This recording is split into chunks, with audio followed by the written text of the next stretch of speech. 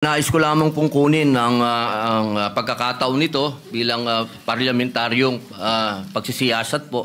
Sana ganap po di ito sapagkat Ginoong Pangulo, ako po'y naguguluhan. Sapagkat dito pong nakaraang Huwebes, meron pong naglabas na isang journalist ito, isang istasyon, na sinasabi na ako daw po ay nagngat-ngat dito sa loob ng Senado. Ito po ay ano po yung middle finger po. Habang tayo daw po ay nagsasagawa ng lupang hinirang, nagpa-flag ceremony, ako daw po ay nagngat-ngat. At ito po ay naging malaking issue.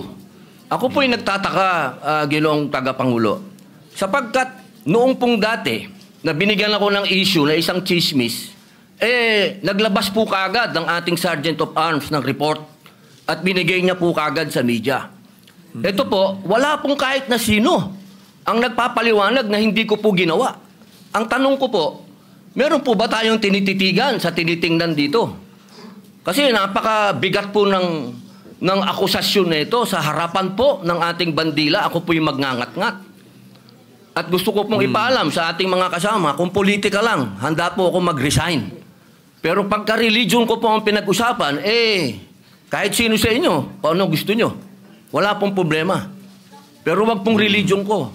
Hinihingi ko po, wag pong religion ko, mahal na tagapangulo. Dahil ito po'y malaking kabastusan sa amin. Ito po, ang sinisip na ko po, ito po'y nag-iisang Diyos. Dito po nakasalalay ang aming pananampalataya. Handa po kaming magpakamatay para dito. Sana po wag pong gamitin ito para siraan ako.